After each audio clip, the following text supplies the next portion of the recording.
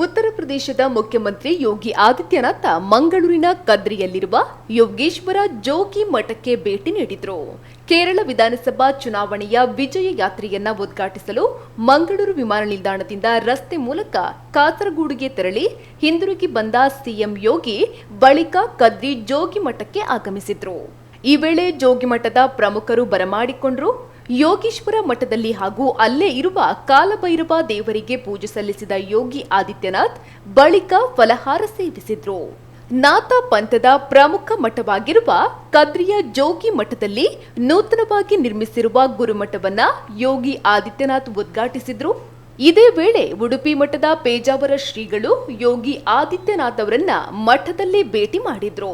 ಕೆಲಕಾಲ ಮಠದಲ್ಲಿದ್ದ ಯೋಗಿ ಬಳಿಕ ರಸ್ತೆ ಮೂಲಕ ವಿಮಾನ ನಿಲ್ದಾಣಕ್ಕೆ ತೆರಳಿ ವಿಶೇಷ ವಿಮಾನದಲ್ಲಿ ಉತ್ತರ ಪ್ರದೇಶಕ್ಕೆ ತೆರಳಿದ್ದಾರೆ.